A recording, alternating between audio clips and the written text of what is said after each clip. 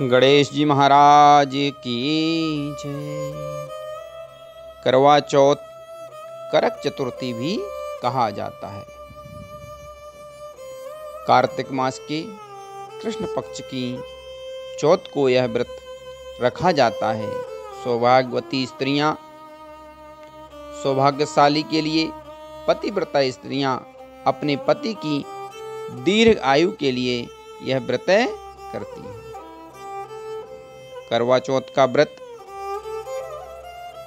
जीवन में सुख समृद्धि, आयु आरोग्यता देने वाला है। एकदंताय विद्महे वक्रतुंडाय धीमहि तन्नो दन्ती प्रचोदयात्। गणेश जी महाराज की जय हो। एक चौकी में लाल कपड़ा बिछा करके करवा माता का चित्र रख लें। थाल में सभी पूजन सामग्री, रौली मौली, चावल, धूप, कपूर, फल, मिठाई, घी का दीपक, जल का लोटा रख लें। माँ करवा को सबसे पहले तिलक लगाएं, फिर चावल चढ़ाएं, दीप जलाएं और सभी पदार्थ जो आप लाए हैं अर्पित करने के लिए, फल मिष्ठान, करवा माता को भगवान गणेश जी का नाम लेकर के अर्पित करें। हाथ में जल, चावल, फूल लेकर के संकल्प करें। संकल्प में अपना नाम, गोत्र और अपनी मनोकामना बोल करके करवा माता के चरणों में अर्पित कर दें। फिर कथा को श्रवण करें। एक साहूकार के 7 बेटे थे, एक बेटी थी। करवा चौथ के दिन 7 बहुओं ने और बेटी बीरावती ने भी करवा चौथ का व्रत रखा। शाम के समय साहूकार के 7 बेटे भोजन करने के लिए बैठे। तब उन्होंने अपनी बहन बीरावती से कहा, आओ बहन हमारे साथ भोजन कर लो। तब बीरावती ने कहा, भाई आज मैं भोजन नहीं करूंगी, आज मेरा करवा चौथ का व्रत है, मैं चंद्रमा को जल दे करके, अर्घ्य दे करके ही भोजन करूंगी। परंतु भाई अपनी बहन से बहुत ज्यादा प्रेम करते थे। उसका मुरझाता हुआ चेहरा देख करके उनके मन में यह छल आ गया कि हम दिन में ही अपनी बहन को चंद्रमा दिखा देते हैं। घर से बाहर जाकर के एक पेड़ पर दीपक जला दिया। कुछ भाइयों ने छल से चंद्रमा दिखा करके अर्घ दिलवा दिया। जब बीरावती ने अर्घ दे दिया तो अपने भाभियों से कहा कि चंद्रमा निकल आया है, आप भी अर्घ दे दो। तो भाभियों ने कहा कि यह तुम्हारा चांद निकला है, अभी हमारा चांद आने में देर है। बीरावती भाभियों की बात को अनसुना करते हुए भोजन करने भाइयों के साथ बैठ गई। पहला ही निवाला खाने के लिए उठाया कि छींक आ गई। जैसे ही दूसरा निवाला उठाया उसमें बाल निकल आया और जैसे ही तीसरा भोजन का ग्रास मुंह में रखा कि ससुराल से संदेशा आ गया कि तुम्हारे पति की तबीयत खराब है, शीघ्र चलो। बीरावती भोजन छोड़ करके अपने ससुराल जाने के लिए तैयार हुई। तब माँ ने विदाई के लिए पहला बक्सा खोला वस्त्र देने के लिए, तो सारे वस्त्र काले निकले। दूसरा बक्सा खोला तो सारे वस्त्र सफेद निकले। तब बीरावती ने कहा कि माँ रहने दो, मैं जा रही हूँ, और जाने लगी। तब उसकी माँ ने कहा, बेटा एक बात ध्यान रखना कि रास्ते में कोई छोटा बड़ा मिले उसको प्रणाम जरूर करना, उनके चरण जरूर छूना, और जो भी सौभाग्यवती होने का, बूढ़ सुहागिन होने का आशीर्वाद दे, तुरंत ही अपने पल्लू में गांठ बांध लेना। बीरावती चली। बहुत सी माताएं मिली, सबको प्रणाम किया। सबने आशीर्वाद भी दिया। किसी ने कहा सुखी रहो, किसी ने कहा धनवती भव, किसी ने कहा पुत्रवती भव। धीरे धीरे ससुराल आ गया। ससुराल पहुंचते ही घर के बाहर देखा छोटी ननद खेल रही है। उसे भी प्रणाम किया। तब उसने कहा भाभी सौभाग्यवती भव, पुत्रवती भव, बूढ़ सुहागिन भव। तब वीरावती ने अपने पल्लू में गांठ बांध ली और घर के अंदर गई। जब देखा वहां मेरा पति मरा हुआ है, लोग उसे शमशान ले जाने की तैयारी कर रहे। रोने लगी, बिलखने लगी। सबको कहा मत ले जाओ, परंतु कोई नहीं माना। तो उसने कहा मैं भी साथ चलूंगी। तो गांव वालों ने कहा ठीक है, तुम भी साथ चलो। वीरावती साथ चली। और वहां जाकर के भी जलाने ना देने की इच्छा रखते हुए सबको मना करने लगी कि मैं अपने पति को जलाने नहीं दूंगी। गांव वालों ने कहा यही अभागिन है, इसी के कारण इसका पति मर गया है। अब यहाँ जलाने भी नहीं दे रही है, सब को खराब कर देना चाहती है। परंतु वीरावती नहीं मानी। गांव वालों को गुस्सा आ गया। कहने लगे इसके लिए झोपड़ी यहीं बना दो, ये यहीं रहेगी। और सभी गांव वाले झोपड़ी बना करके वापस आ गए। वीरावती वहीं रहने लगी, झोपड़ी में अपने पति की वहीं सेवा करने लगी। साफ सफाई करती और भगवान का स्मरण करती बैठी रहती। दिन में 2 बार ननद खाने को दे आती और वहीं पर अपने पति की सेवा करती रहती। धीरे धीरे समय निकला और चौथ का दिन आया। वीरावती ने चौथ माता का व्रत रखा। चौथ माता आई और कहने लगी करवोले करवोले घड़ी बुखारी करवोले।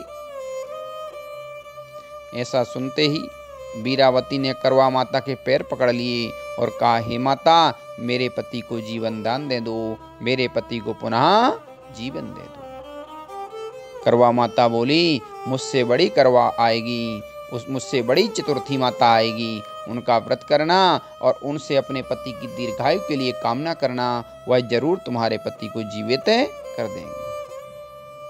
ऐसा करते करते सभी चतुर्थी निकलती गई, सभी करवा माताएं आईं और यही कह के चली गईं कि मुझसे बड़ी वाली करवा आएगी तो वह जरूर जीवन दान दे देंगे। ऐसा कहते कहते सभी करवा माताओं का दिन निकल गया। अब अश्विन मास की करक चतुर्थी आई। तब वीरावती ने पैर पकड़ लिए, प्रार्थना की। तब अश्विन मास की माता ने कहा कि अब जो आएंगी कार्तिक मास की करवा चौथ, वह सबसे बड़ी माता है। उनका व्रत रहना और तुमने उन्हीं का गुनाह किया है, वही तुमसे रुष्ट हैं। उनकी प्रार्थना करना, वह तुम्हारे पति को जरूर ही जीवन दान प्रदान करेंगी। यह बात सुनकर के वीरावती ने मन में भाव से प्रसन्नता रखते हुए, माता के प्रति समर्पण भाव रखते हुए अपनी ननद को कहा कि मेरे सौभाग्य की वस्तुएं सब ले आना। ननद ने जाकर के अपनी माँ से कहा कि भाभी ने सभी सौभाग्य की वस्तुएं मांगी हैं। 16 श्रृंगार साड़ी, वह करवा चौथ का व्रत रहना चाहती हैं। तब सास ने कहा कि वह तो पागल हो गई है, जाके दिया जो उसे करना है कर ले। तब जो है वीरावती की ननद ने साड़ी, करवा, 16 श्रृंगार सब ला करके दिए। भाव से वीरावती ने व्रत रखा। तब करवा माता आई और कहने लगी करवोले करवोले घड़ी बुखारी करवोले, दिन में चांद उगाने वाली करवोले।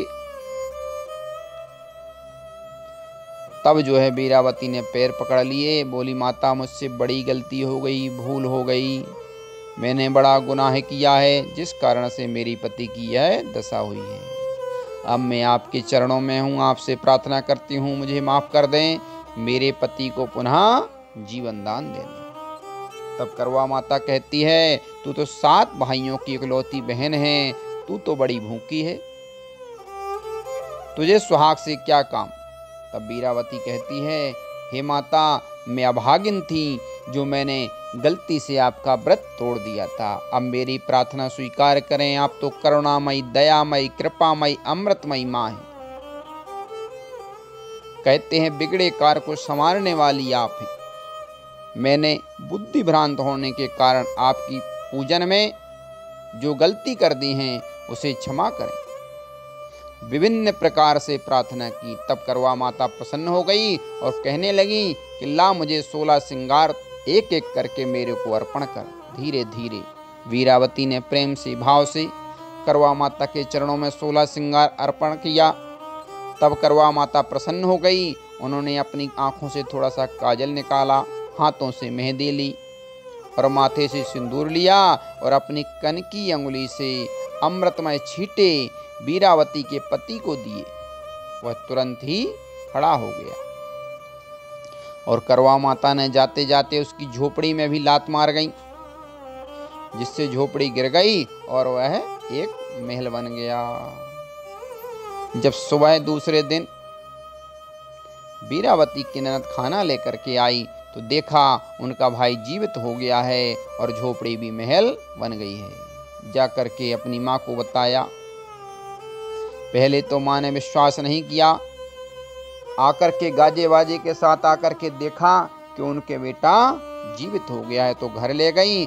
प्रेम पूर्वक कहा, बेटा हमने तो तुम्हें खो दिया था, बहू वीरावती के पूजा पाठ के द्वारा ही तुम हमें पुनः प्राप्त हुए हो। ऐसा ही यह व्रत है, अखंड सौभाग्य को बढ़ाने वाला, परिवार में सुख समृद्धि को देने वाला। जिस प्रकार से करवा माता ने वीरावती पर कृपा की, ऐसे ही सब पर कृपा करें। बोलो गणेश जी महाराज की जय। कई बार ऐसा होता है, मौसम खराब हो जाता है, चंद्रमा नहीं उदय हो पाता। अगर ऐसी स्थिति कभी बनती है तो पुराणों में ऐसा वर्णन आता है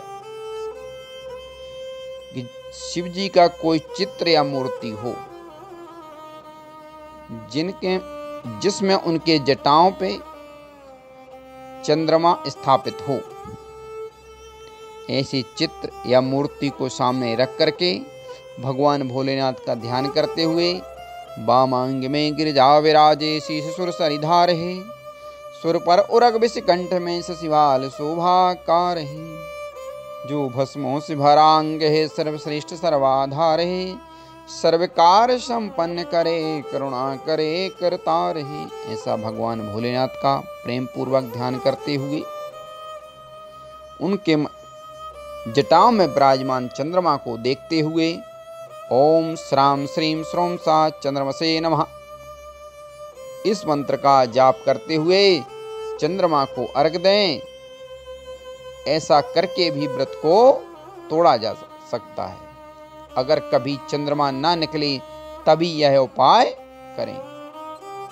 अगर चंद्रमा मौसम ठीक है, चंद्रमा उदय होते हैं, तो चंद्रमा को अर्घ दे करके ही भोजन ग्रहण करें। बोलो गणेश जी महाराज की जय।